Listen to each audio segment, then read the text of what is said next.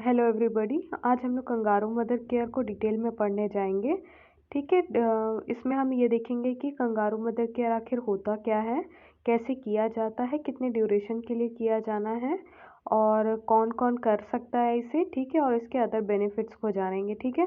ये medical students के लिए और नर्सिंग स्टूडेंट्स के लिए ज़रूरी इसलिए है ताकि अगर आप लोग को ये टॉपिक अच्छे से समझ में आया रहेगा, ये चीज़ें पता रहेंगी, तो आप जो है पब्लिक में ये चीज़ों को एजुकेट कर सकते हो। और जो ऐसे बेबीज़ जो होते हैं जो प्री मेच्योर बॉर्न होते हैं या लो बर्थ वेट बेबीज़ होते हैं, उनको उनके मदर को आप टीच कर पाओगे। ठीक है। तो देखते हैं कि हम क्या है इसमें। WHO जो है ना, वर्ल्ड हेल्थ ऑर्गेनाइजेशन जो होते हैं, ये इन्होंने एक स्टेटमेंट जारी किया है और हमेशा अक्सर न्यूज़पेपर में आप हेडिंग्स में आप देखते होगे। देखो जैसे इसमें लिखा है द गार्जियन, एक लीडिंग न्यूज़पेपर हेडिंग है। उसमें आप देखोगे kangaroo mother care best for early and low birth weight babies says WHO। WHO की खुद की वेबसाइट पे नया वो नोटिफिकेशन था। WHO advises immediate skin to skin care for survival of small and preterm babies, जो समय से पहले बच्चे हो जाते हैं और जो लो बर्थ वेट बेबीज होते हैं, कम वजन के होते हैं, 1000 से 1500, 1500, 2000 ऐसे तक वज़न के बच्चे होते हैं, उनको कंगारू मदर केयर क्यों देना ज़रूरी है, क्या होता है। ये आप बेसिकली ये समझ लो कि बच्चे में और मदर में direct skin to skin contact रखना कुछ समय तक, ठीक है, इससे बच्चे का ग्रोथ अच्छा होता है। और बहुत सारे डेटा जो हम आगे पढ़ने जा रहे हैं उसको हम डिटेल में देखेंगे कि क्या क्या इसके बेनिफिट्स हैं। ठीक है। तो आगे जाने से पहले please subscribe this channel. Okay. तो इंट्रोडक्शन में हम ये देखते हैं, जैसे ये कंगारू मदर केयर है ना, it is a great challenge for neonatal care unit. ठीक है। जो बच्चे जो तुरंत पैदा हुए होते हैं, इनके लिए ग्रेट चैलेंज है। ठीक है।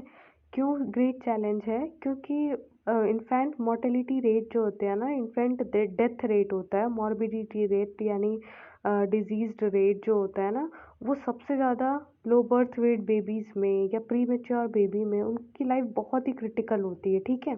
तो उनको बचाना, उनकी देखभाल करना, उनके प्रोटेक्शन करना हमारे कंट्री का या किसी भी कंट्री का मेन एम होता है। ठीक है। तो हम कैसे कैसे बचाएंगे, कैसे उनकी देखभाल करेंगे, कैसे बेटरमेंट करेंगे। एक डेवलपिंग कंट्री जो है ना, जैसे इंडिया हो गया, यहाँ पे इतनी अच्छी हेल्थ केयर फैसिलिटीज़ अवेलेबल नहीं है। तो हमें ऐसा क्या टेक्निक यूज़ करना है जिससे जो रिमोट एरियाज़ में या ऐसी मदर हैं जिन तक सारी हेल्थ केयर फैसिलिटीज़ नहीं पहुँच पा रही हैं, लेकिन लो कॉस्ट अप्रोच पे आप अच्छी केयर दे पा रहे हो या अच्छा कुछ सुझाव दे पा रहे हो और बच्चे को प्रिवेंट कर पा रहे हो फर्दर इन्फेक्शन से या डेथ से या हाइपोथर्मिया जैसे लो टेम्परेचर से, इन्फेक्शन से। ठीक है। तो वो सब हमें टीच करना है मदर को। ठीक है। WHO एक खुद स्टेटमेंट रिलीज़ करते हैं कि डेटा में पाया गया है कि that kangaroo mother care reduces infant death rate up to 40%। ठीक है। बाल मृत्यु दर जो होता है ना, उसको 40% तक रिड्यूस कर रहा है कंगारू मदर केयर। और हाइपोथर्मिया, जब बच्चे का हाथ पैर एकदम ठंडा हो जाता है, बिलो टेम्परेचर चला जाता है, तो वो 70%, और उससे सबसे ज़्यादा लीडिंग कॉज है हाइपोथर्मिया जो है इन्फेंट डेथ रेट का। ठीक है। और इन्फेक्शन जो हो गया, जैसे हॉस्पिटल एक्वायर्ड इन्फेक्शन हो गया, जो मतलब देखिए प्री मेच्योर बेबी है तो ऑब्वियसली उसमें इम्यूनिटी कम होगी। ठीक है। तो उसमें इन्फेक्शन के और प्रॉब्लम्स, कॉम्प्लिकेशंस के, निमोनिया जैसे हो गया, एपनिया हो गया, ये सारे जो डिजीज़ कंडीशन उसमें सबसे ज़्यादा चांसेस होते हैं। तो हमें मेनली इन्फेक्शन से बचाना है बच्चे को। ठीक है। तो अब ऐसी सुविधाएं तो हॉस्पिटल में ही मिल सकती थी, लेकिन हॉस्पिटल तो इतना सफिशिएंट नहीं है, बहुत पॉपुलेशन है। डे बाय डे हमारी पॉपुलेशन अगले साल एक्सपेक्टेड है कि 2023 में हम लोग चाइना को भी पीछे कर देंगे इन टर्म्स ऑफ पॉपुलेशन। ठीक है। तो मतलब, और अभी भी still we are very lagging behind कि हम सबको हेल्थ केयर फैसिलिटीज़ अच्छे से दे पाएँ कि नहीं। तो इसीलिए कंगारू मदर केयर हमें सीखना और लोगों को बताना, स्प्रेड करना, एजुकेट करना बहुत ज़रूरी है। ठीक है। Preterm specially for those who are delivering preterm baby और लो बर्थ वेट बेबीज़। ठीक है। जो 2.5 kg से कम रहते हैं और जो अपना खुद का बॉडी गर्म खुद से नहीं कर पाते, ठीक है, मदर का ब्रेस्ट मिल्क नहीं से सक कर पाते, तो उनकी मोर्टेलिटी रेट यानी मृत्यु दर बहुत ज़्यादा होता है। तो उन बेबीज़ का केयर करना, लुक आफ्टर करना हमारे लिए बहुत ज़रूरी है, ठीक है। केएमसी जो है वो डॉक्टर एडगर रे द्वारा खोजा गया था, इंट्रोड्यूस किया गया था इन 1978 and further it was developed by doctor Martinez, ठीक है। तो समझ गए आप में से क्या है, कंगारू मदर केयर एक फ्री ऑफ कॉस्ट है, फ्री है, ये कहीं कहीं भी कुछ नहीं होता, इसे एक पैसा भी नहीं लगेगा और बहुत इसके बेनिफिट्स हम आगे देखने जा रहे हैं, ठीक है। एक तो infant mortality, infection rate, temperature वेम्परेचर वो सब तो बेनिफिट्स हैं ही, लेकिन एक छोटे से स्टेप से, बस एक छोटा सा फ्री स्टेप है, उसको अगर आप मदर को एजुकेट कर दोगे तो फिर बच्चे को बहुत सारे बेनिफिट होंगे, मदर को बेनिफिट होगा, फैमिली को और एट लास्ट नेशन को बेनिफिट होने वाला है। ओके, तो डेफिनेशन हम देखते हैं, what is kangaroo mother care. देख लो, पहले डेफिनेशन पे मत जाओ, आप इमेज देखो, इसमें क्या है, इस बच्चे का और मदर का स्किन टू स्किन कांटेक्ट है, ठीक है, बच्चे का स्किन और मदर का स्किन डायरेक्टली कांटेक्ट में है और ये बच्चा कवर्ड है, इधर भी आप देख सकते हो। और इधर जो है, मैं बार बार कंगारू मदर केयर बोल रही हूँ, तो इसका मतलब बस ये नहीं है कि सिर्फ मदर ही केएमसी प्रोवाइड कर सकती है, ठीक है। फादर हो गए या कोई भी गार्जियन, आंटी हो गई, ग्रैंड मदर हो गई, कोई भी फैमिली मेम्बर जो बच्चे की अच्छी देखभाल कर सकता है या केयर टेकर हो, वो उसको केएमसी प्रोवाइड कर सकता है। तो केएमसी है क्या? It is a special way of caring low birth weight babies infants by skin to skin contact. Skin to skin contact रख के हमें बच्चे को वार्म टेम्परेचर देने होते, ठीक है। अभी आगे हम और भी देखेंगे कि इसके क्या बेनिफिट्स हैं। अब बात आती है कि केएमसी लागू करने के लिए हमें क्या क्या चीज़ों की आवश्यकता होती है। केएमसी अगर इंट्रोड्यूस करना है एक छोटा सा चीज़ भी, तो हमें क्या क्या चीज़ मेन चाहिए, इंफ्रास्ट्रक्चर चाहिए, हॉस्पिटल या फिर जहाँ पे ऐसा प्राइवेसी वाला एरिया या ऐसा प्लेस जहाँ पे मदर अपने बच्चे को फीड करा सके या पकड़ के रख सके, skin to skin contact maintain कर सके। और ऐसा कहाँ होता है इंफ्रास्ट्रक्चर, जैसे हॉस्पिटल में स्पेशल पोस्टनेटल वार्ड्स में या फिर न्यूबॉर्न केयर यूनिट्स जो होते हैं ना, वहाँ पे ऐसे बैक रेस्ट वाली आराम से चेयर मिल जाएगी, तो उसमें मदर आराम से देखिए ऐसे सेमी फॉलोअर्स पोजीशन पे बैठ के आराम से बच्चे को स्किन टू स्किन कांटेक्ट यानी केएमसी दे सकती है, ठीक है।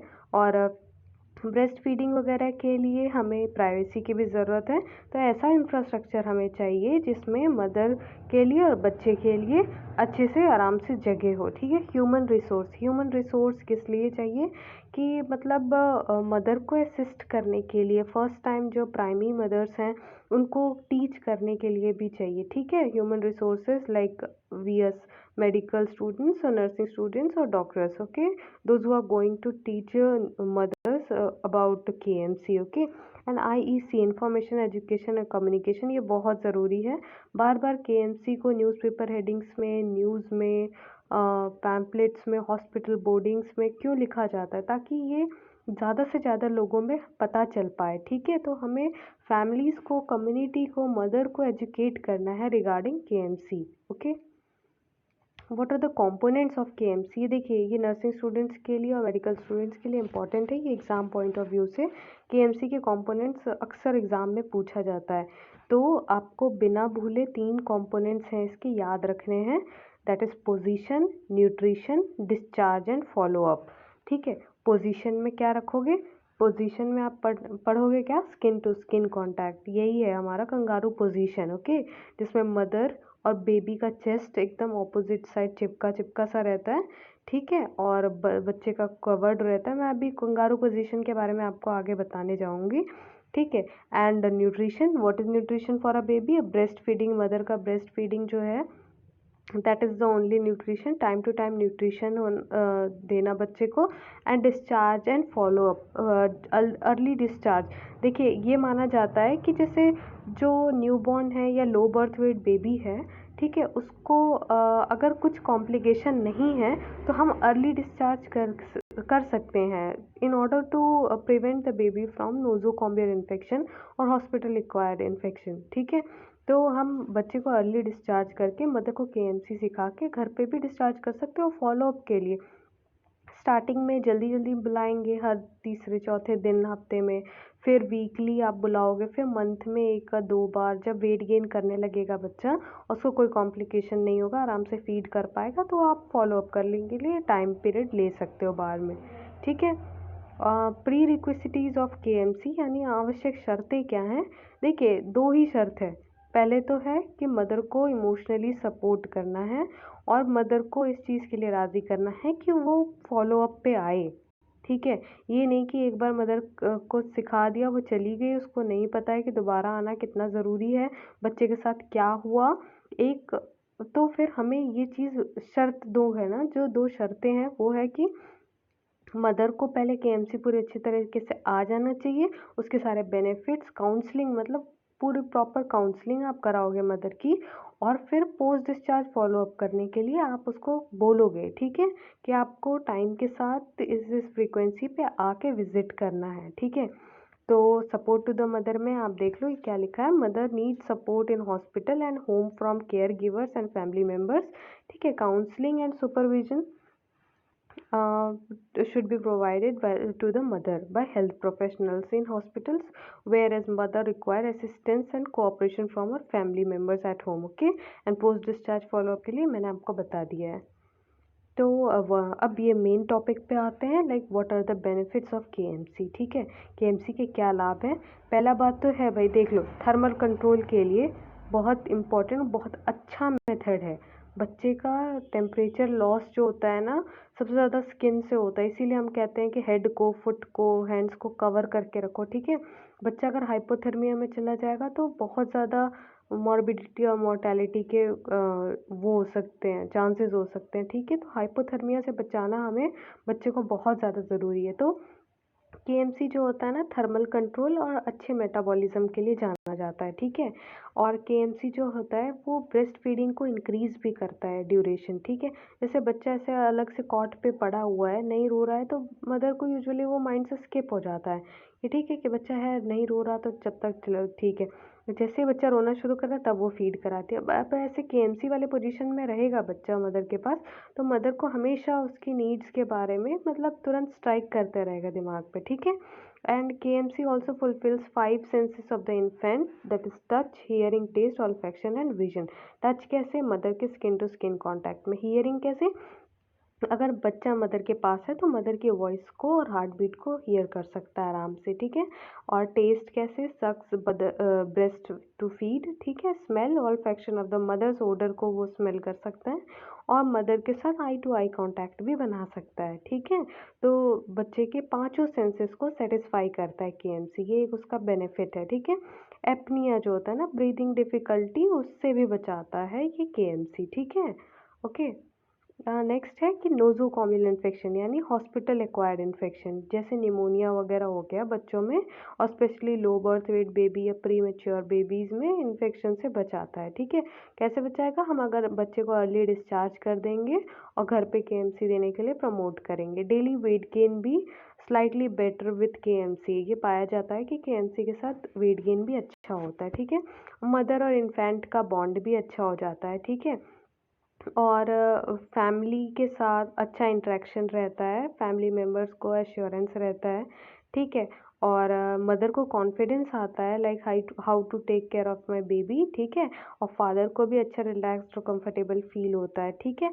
और फर्दर अगर हम इंक्यूबेटर में उस बच्चे को रखेंगे, लो बर्थ वेट बेबी को, तो वो जो एडिशनल स्टाफ चाहिए, एडिशनल कॉस्ट चाहिए, बर्डन आएगा, तो उससे भी प्रिवेंट किया जाता है, ठीक है। अब मैंने इन्हीं सब फैक्टर्स को अलग 4 कैटेगरी में डिवाइड कर दिया है, लाइक क्या बेनिफिट है बेबी के लिए, क्या बेनिफिट है मदर के लिए, फैमिली के लिए क्या बेनिफिट है, और एट लास्ट नेशन के लिए क्या बेनिफिट है केएमसी से। बेबी के लिए पहला बेनिफिट है prolonged skin to skin contact between mother and preterm और low births is effective thermal controlling के लिए, ठीक है, मतलब हाइपोथर्मिया से बचाएगा। और फिजियोलॉजिकल स्टेबिलिटी आएगी बच्चे में, ठीक है। एपनिया यानी ब्रीदिंग डिफ़िकल्टी हो गया, और ऑक्सीजन रिक्वायरमेंट और रिस्क ऑफ इन्फेक्शन, इन सब से बचा जा सकता है। और बच्चे को साउंड स्लीप मतलब आराम से सोने के लिए भी एक अच्छी चीज़ है केएमसी, ठीक है। मदर के लिए क्या ये बेनिफिशियल है? जैसे मदर जो होती है ना, वो ज़्यादा रिलैक्स्ड फील करेगी, ठीक है, रिलैक्स्ड और सेटिस्फाइड फील करती है। ठीक है। और बेटर बॉन्डिंग होता है मदर इन्फेंट के बीच में, mother is usually less stressed. ठीक है। बच्चे को इंक्यूबेटर में रखा जाता है तो यूजुअली मदर थोड़ा स्ट्रेस्ड रहती है। ठीक है। फैमिली के लिए इकोनॉमिकल है, इंक्यूबेटर का कॉस्ट वगैरह फैमिली पे बर्डन नहीं आएगा। ठीक है। Early discharge from the hospital, okay. हमने पढ़ा है कि एक इम्पॉर्टेंट कंपोनेंट है अर्ली डिस्चार्ज एंड फॉलोअप। ठीक है। तो और अच्छा बॉन्ड भी बनता है। ठीक है। और चाइल्ड एब्यूज़ और चाइल्ड अपॉइंटमेंट जैसी बातें जो होती है ना, जैसे अफेक्शन नहीं रहता मदर और इन्फेंट के बीच में, वैसी सारी चीज़ें रिड्यूस हो जाती हैं। ठीक है। और नेशन के लिए क्या अच्छा, न्यूनेटल इन्फेंट मोर्टेलिटी और मॉर्बिडिटी रेट डिक्रीज होगा। ओके, मतलब इन्फेंट डेथ रेट हो गया, सिकनेस रेट हो गया, न्यूनेट का इन्फेंट का, वो डिक्रीज होता है। और जैसे इट इज़ एप्लीकेबल, जैसे 100% डिलीवरी जो है हमारी, आप सभी लोगों को पता है कि हेल्थ केयर सेंटर्स पे नहीं होती, यूजुअली घर पे होती है। ठीक है। तो लेकिन अब वो मदर, अब सब सोचते हैं कि जब घर पे डिलीवर हो ही गया, बच्चा ठीक ही है, तो फिर मतलब वो लोग ये हॉस्पिटल में एडवाइस लेने के लिए नहीं आते, लेकिन still you have to teach them what is KMC, ताकि वो घर पे अपने अच्छे से, मतलब जो भी अगर डिलीवर कर भी जाती है तो फिर उसको अच्छे से केएमसी दे पाए। ठीक है। And KMC results in healthier baby, ये सभी ने एडवांटेजेस देख लिए हैं। ठीक है। अब बात आती है like what is the eligibility criteria for KMC. ठीक है। फॉर मदर क्या क्या एलिजिबिलिटी है, कौन कौन केएमसी दे सकता है, क्या उसमें शर्तें हैं। ठीक है। तो क्या है, मदर पहले विलिंग होनी चाहिए, बस। मदर ने सोच लिया कि हमें केएमसी देनी है तो बस देनी है। ठीक है। मदर गुड हाइजीन में होनी चाहिए और उसको कोई सीरियस इलनेस नहीं होनी चाहिए। ठीक है।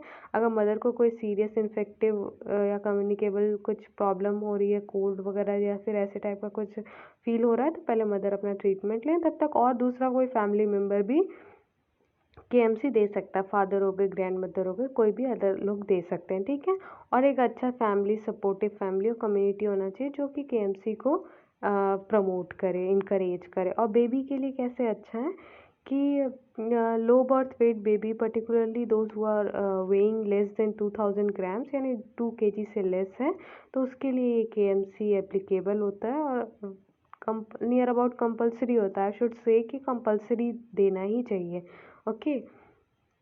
तो और स्टेबल बेबी में केएमसी तुरंत हम शुरू कर सकते हैं, और जो हीमोडायनेमिकली अनस्टेबल बेबी है या फिर कुछ सिक बेबी है, तो पहले उसका कुछ आईवी फ्लूइड्स या फिर कुछ भी अगर ऐसा ट्रीटमेंट है तो वो दे के जब वो स्टेबल हो जाए, या फिर तो फिर हम केएमसी के लिए वापस से मदर को दे सकते हैं। ठीक है। और जैसे बहुत ही लो बर्थ वेट बेबी है, जैसे 1200 ग्राम्स और प्री मेच्योर है, तो वो उनको कुछ दिनों के लिए हम NICU, neonatal intensive care unit में रखते हैं। ठीक है। जब वो थोड़ा सा इंडिपेंडेंट हो जाता है और अपने ऊपर सब कर सकता है, ब्रीदिंग वगैरह, तो हम मदर को दे सकते हैं। ठीक है।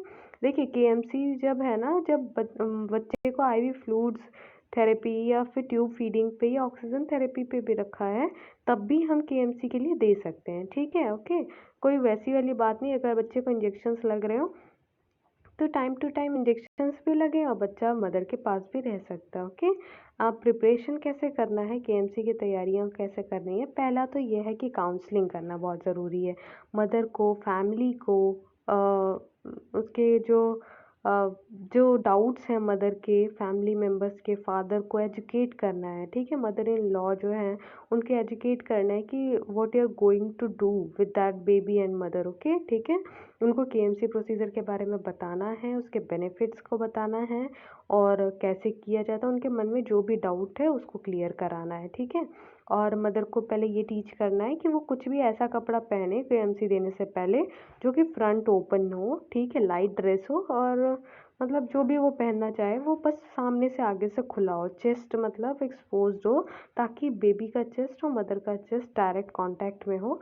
ठीक है। और बेबी के क्लोथिंग के लिए बच्चे का भी ऐसा कपड़ा होना चाहिए जो सामने से खुला हो। ठीक है।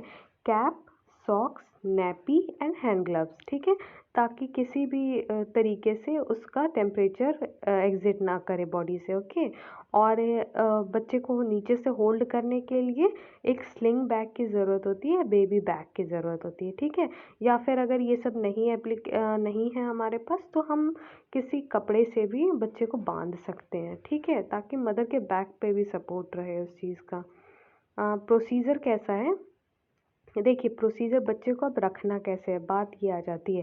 देखिए एक चीज़ बहुत अच्छा इंपॉर्टेंट चीज़ है, बच्चे को फ्रॉग पोजीशन में रखना है। फ्रॉग पोजीशन क्या है, head turn to one side, बच्चे का सर एक तरफ घुमा रहेगा, ठीक है। बेबी बिटवीन मदर्स ब्रेस्ट, दोनों ब्रेस्ट के बीच में बच्चे का बॉडी लाई करेगा। सपोर्ट बेबीज बॉटम, बच्चे को बॉटम से नीचे से सपोर्ट किया जाएगा।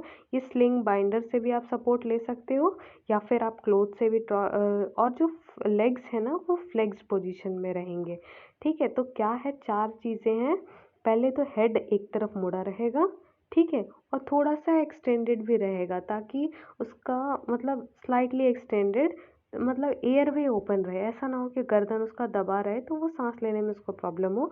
तो हेड थोड़ा सा ऊपर की तरफ रहेगा, ठीक है, ताकि वो मदर के साथ आई टू आई कांटेक्ट भी कभी कभी कर पाए, ठीक है। और हिप्स शुड बी फ्लेक्स्ड, दोनों पैर ऐसे ऐसे रहेंगे, ठीक है। और abdomen should be at the level of mother's epigastrium, mother के चेस्ट के एकदम वैसे रहेगा। बेबी का bottom should be supported with sling और बाइंडर, ओके। ये आप फिगर में देख सकते हो, ठीक है, the way she is tying down, ठीक है, तो ऐसा ही है। एंड फॉर मॉनिटरिंग आप देखोगे कि बच्चे का नेक तो नहीं मुड़ा हुआ है, ठीक है, एयरवे तो आराम से खुला हुआ है, रेगुलर ब्रीदिंग तो हो रहा है, बॉडी कलर में जैसे कोई साइनोसिस या कुछ ऐसा तो नहीं हो रहा, और टेम्परेचर मेंटेन्ड है कि नहीं, ऐसा तो नहीं कुछ ठंडी लग रही है, हाथ पैर ठंडे हो रहे हैं।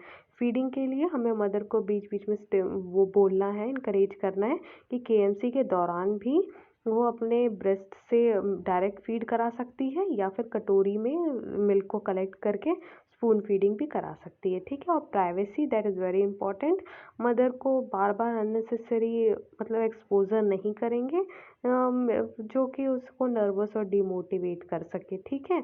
इसमें पोजीशन आप बहुत ज़्यादा अच्छे से इंपॉर्टेंट से याद रखना, बेबी के बॉटम को सपोर्ट करना, फ्रॉग लाइक लेग पोजीशन होनी चाहिए, फ्रॉक की तरह, जैसे चारों पैर ऐसे होते हैं ना, और हेड जो है एक साइड और एक्सटेंडेड पे होना चाहिए, और बिटवीन मदर्स ब्रेस्ट होना चाहिए, ठीक है।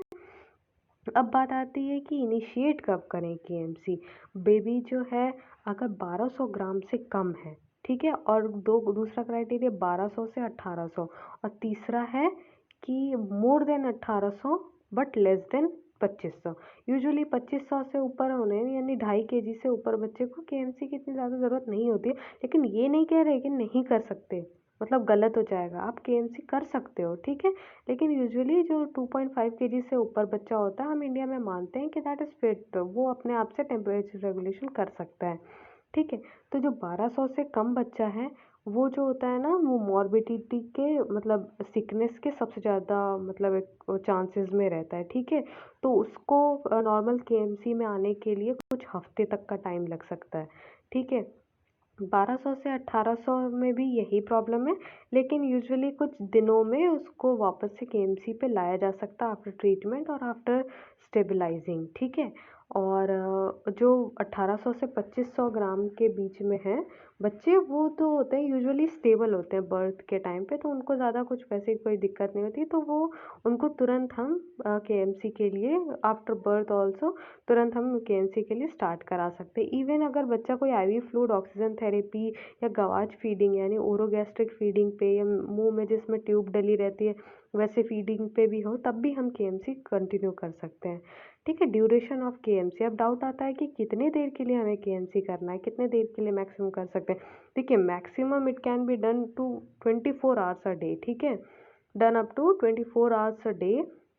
और इंटरप्ट कब करेंगे, only at the time of changing diapers, ठीक है। जितना ज़्यादा आप कर सकते हो वो उतना अच्छा होता है, लेकिन 1 घंटे से कम का नहीं होना चाहिए। बार बार 1 घंटे से कम चेंज करोगे, हर 10 मिनट पे दूसरा तीसरा बंदा लेगा बच्चे को, लगाओगे हटाओगे लगाओगे हटाओगे, तो बच्चे को क्या होता है ना, स्ट्रेसफुल होता है ये थोड़ा सा, इसीलिए अवॉइड करना चाहिए, ठीक है। और अगर मदर फ्री नहीं है या मदर को थोड़ी दिक्कत है या मदर बीमार है तो अदर फैमिली मेम्बर्स भी दे सकते हैं। ओके, ठीक है।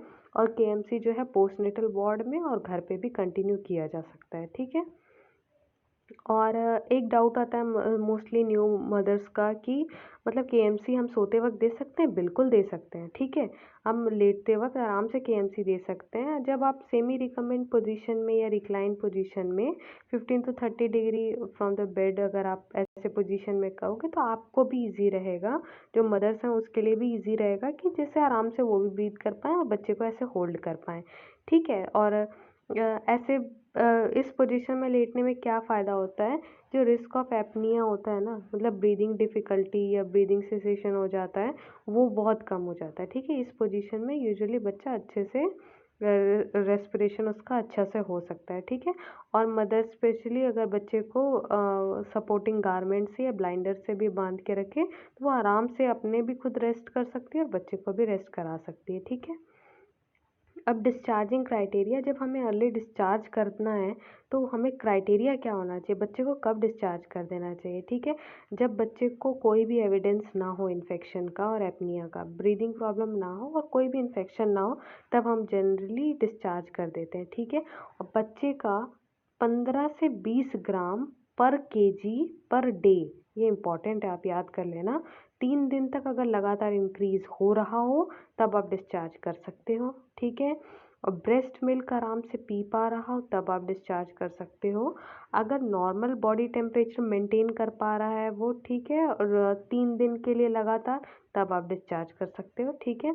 मदर और फैमिली मेम्बर्स कॉन्फिडेंट हो गए केएमसी को जानने में क्या होता है, कैसे होता है, घर पे देंगे कैसे देंगे, वो तब आप डिस्चार्ज कर सकते हो। और होम इन्वायरमेंट अगर अच्छा हो जाए सूटेबल फॉर केएमसी, तब आप डिस्चार्ज कर सकते हो। तो इसमें सबसे ज़्यादा इम्पॉर्टेंट ये है कि अगर बच्चा वेट गेन करने लग जाए 15 to 20 ग्राम्स पर KG per day for 3 consecutive days and maintains normal body temperature satisfactorily for 3 consecutive days in room temperature, ठीक है। एंड डिसकंटिन्यूएशन ऑफ केएमसी कब बंद कर सकते हो आप? यूजुअली जब बच्चा 2500 ग्राम्स अचीव कर लेता है यानी 2.5 किलो का हो जाता है तब, या 40 वीक का हो जाता है तब। जैसे मैंने बताया था केएमसी जो होता है लो बर्थ वेट में भी और प्री टर्म में भी, जो समय से पहले हो जाते हैं बच्चे उनके लिए होता है यूजुअली। लेकिन अगर 40 वीक का बच्चा हो जा रहा है, मतलब ठीक है, पोस्ट कंसेप्शन, तो हम उसको डिसकंटिन्यू कर सकते हैं, ठीक है। और तब कब डिसकंटिन्यू कर सकते हैं? जब बच्चा एक्सेसिव क्राई करने लग जाए, डिस्कम्फर्ट कर जाए, हाथ पैर को इधर उधर फेंकने लग जाए, रोने लग जाए ज़्यादा, तब आप कंटिन्यू नहीं करोगे केएमसी को, ठीक है। इसका मतलब है कि बच्चे को अनकंफर्टेबल लग रहा है, ठीक है। और मदर जो है ना वो ओकेजनली भी कोल्ड नाइट्स में या आफ्टर बाथ भी बच्चे को केएमसी दे सकती है, time to time breaking interval पे भी, ठीक है। एंड पोस्ट डिस्चार्ज फॉलोअप के लिए आप उसको क्या बताओगे, ठीक है। अगर देखिए इसमें क्या है कि जब तक बच्चा 2.5 से 3 किलो के बीच में नहीं हो जाता है तब तक आपको एक हफ्ते में 1 या 2 बार बुलाना है, ठीक है, हर हफ्ते बुलाना है, ओके। और जब इतना अचीव हो जाए तो हर 3 मंथ पे बुलाना है, ठीक है, 3 मंथ के लिए बुलाना है, हर 2 से 4 हफ्ते में, मतलब महीने में 2 बार 2 बार ऐसे करके 3 महीने के लिए बुलाते रहना है, ठीक है। और फिर हर 1-2 महीने बाद बुलाना है पहले साल के लिए, ठीक है। अचीवमेंट आपको ग्रोथ देखना है कि बच्चे का ग्रोथ सही हो रहा है कि नहीं, ठीक है। और अगर बच्चा फिर भी ग्रोथ नहीं कर रहा है चाहे कुछ भी, तो आप फ्रीक्वेंटली उनको विजिट्स के लिए बुला सकते हो, ठीक है। और कंगारू मदर केयर में क्या चीज़ों का ध्यान देना है जो कि नहीं करना है हमें, प्रोवाइड प्रिवेंट करना है। बच्चा जब तक 250 ग्राम का ना हो जाए तब तक आप उसको नहलाओगे नहीं। स्पंज कर सकते हो, साफ कपड़े से, गीले कपड़े से पोंछ के उसको, मतलब पोंछ सकते हो, मतलब नहलाना नहीं है, हाइपोथर्मिया में रिस्क हो जाता है बच्चे का, ठीक है। और बच्चे को, इन्फेंट को टू फ्रीक्वेंट हैंडलिंग, कभी इसको दे रहे हो कभी उसको दे रहे हो, ठीक है। और सिक कोई बीमार है, कोई खांस रहा है, उसको दे दिया, गंदे हाथ है उसके, उसको दे दिया, ठीक है। और बच्चे को बॉटल फीड जो कराना है वो नहीं कराना है, ठीक है। तो ऐसे पैम्पलेट्स आप यूजुअली देखते होगे ना सीएचसी पीएचसी पे, इसमें वही है कि क्या है, मेनली ब्रेस्ट फीडिंग करानी है, बच्चे का पोजीशन कैसे रखना है, उसको कैसे पोजीशन में आप पकड़ के कर सकते हो। ठीक है, तो आई होप आप लोग को ये समझ में आ गया होगा। ठीक है, like share and subscribe for more such contents. Happy learning, thanks for watching, see you soon.